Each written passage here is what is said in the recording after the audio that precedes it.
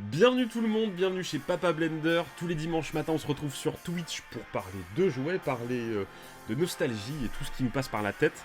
C'est le Blender Café et on se retrouve tout de suite après le mini-générique pour parler des Horror Pets. Allons-y, allons-y. Allons-y, allons-y. Alors, qui se souvient des Horror Pets? Je sais que dans le chat, vous en avez déjà un petit peu parlé. Ces gammes de jouets un petit peu monstrueuses qui nous dégoûtaient, mais qui en même temps nous plaisaient bien. Dans les années 80-90, ces gammes étaient très très populaires, et même encore aujourd'hui. C'est un truc universel. On voit avec les Trésor-X, avec tous les jouets à slime qui sortent actuellement, que c'est toujours d'actualité. Et quand on était gamin, pour ne citer que, il y avait les Boglins, on en a parlé, les créatures monstrueuses. On avait, qu'est-ce qu'on avait? On avait les savants fous, c'était les années 80, c'était slime, c'était plutôt pas mal. Et dans les années 90, on avait aussi notre lot de petits jouets un petit peu dégueulasses, dont les Horror Pets, dont je vais vous parler ce matin. Et il n'y avait pas que ça, donc ce que je vous propose, c'est qu'on se fasse un petit tour sur le site de Lina ou sur YouTube. On va regarder les publicités d'époque pour tranquillement se mettre dans le bain. Et puis, on va après regarder les jouets, voir à quoi ils ressemblent. La prochaine fois que ta sœur invite ses copines, donne-leur envie de ne plus jamais revenir. Envoie-leur tes Horror Pets. Ils sont horribles. Ils roulent, rampent, détalent et font peur comme les vrais monstres. Horror Pets, une nouveauté Mattel. Une nouveauté Mattel. Donc les Horror Pets, petits trucs à friction. On est vraiment sur le même format que les Attack Pack, que les Mighty Max. Ça surfe vraiment sur le même thématique. Donc on a cette première version et vous voyez qu'il y avait des versions un petit peu plus grosses. Il y avait 3 niveaux de Horror Pets. Voilà, donc ça c'est les versions un peu plus grosses.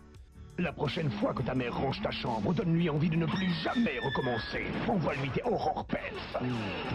Ah là là, c'est cool. Toujours le même, hein. Ils ont tout tourné le même jour. Ils font peur comme les vrais monstres.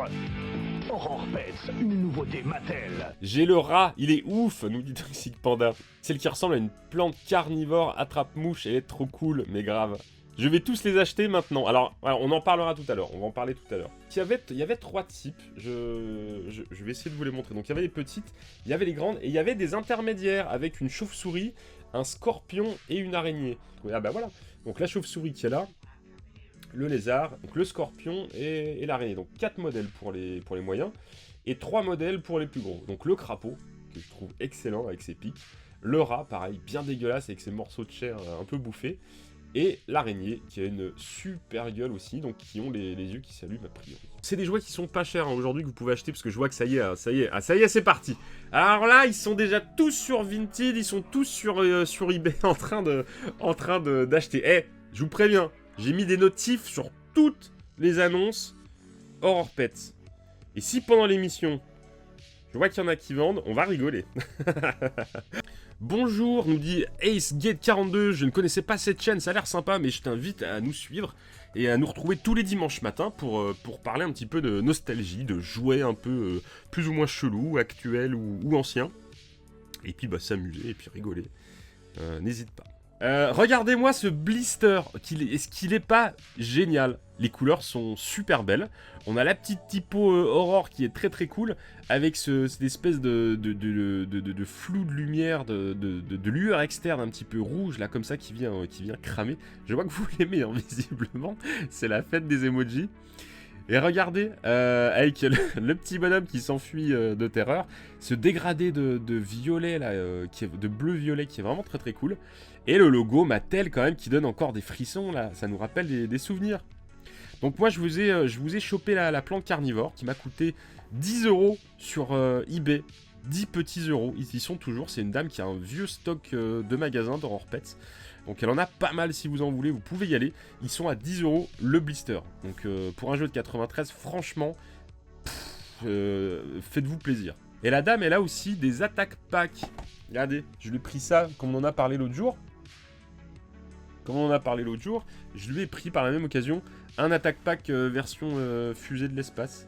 Pareil, 10-15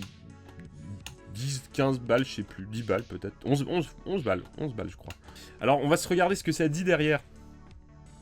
Donc on a la petite carte. Bon, les dessins, ils sont pas fifous quand même, mais c'est rigolo. Alors on sent clairement que c'est un jouet qui a pas été porté par une licence, donc du coup, c'est un peu plus soft hein, au niveau de la conception. Tu sens qu'au niveau du graphisme, ils ont pas embauché les meilleurs, quoi. Rien que le logo, il se suffit à lui-même.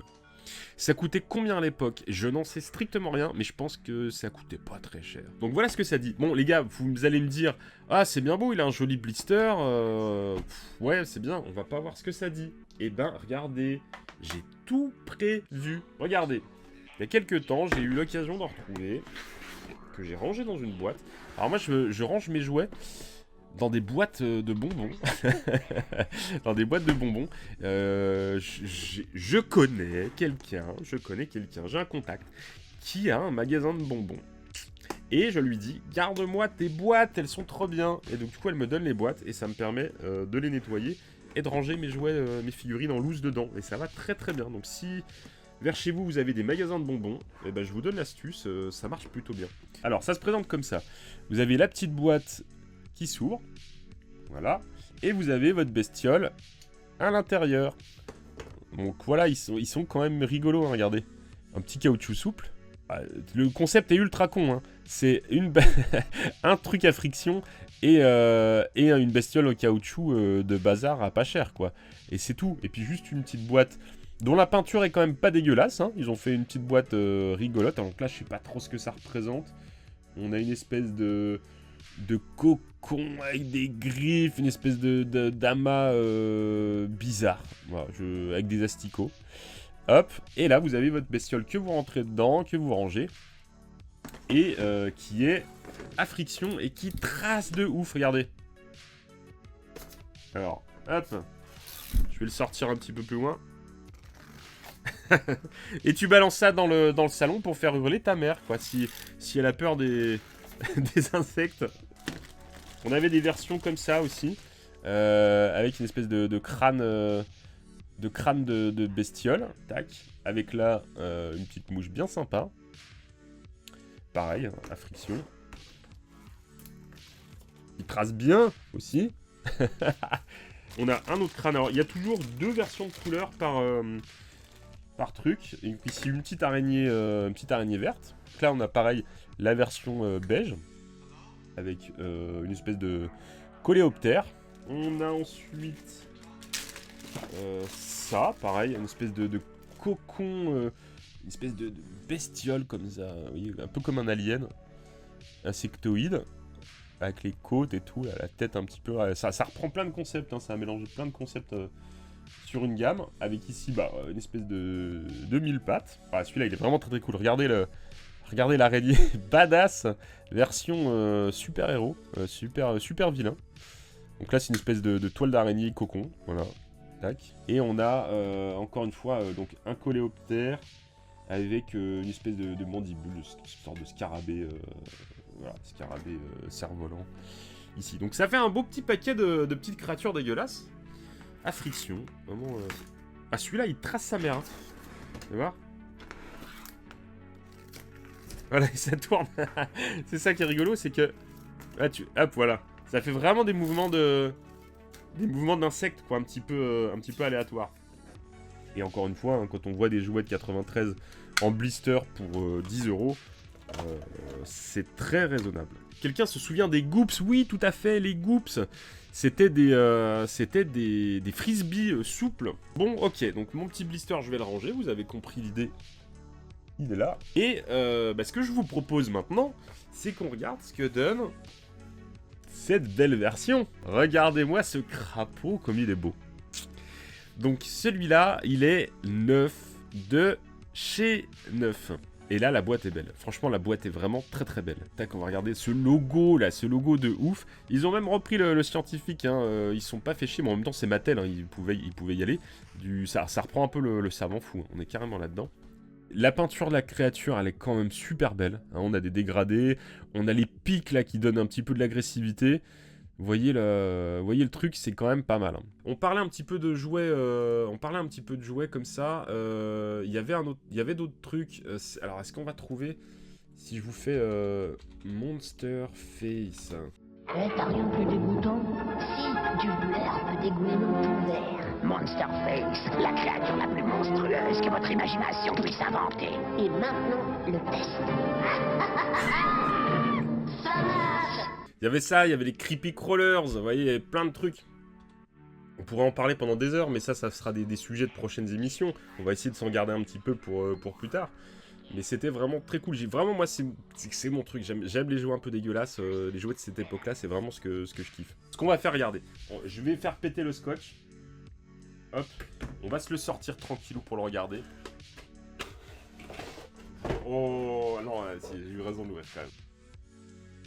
Voilà. Parce que ça passe à l'intérieur.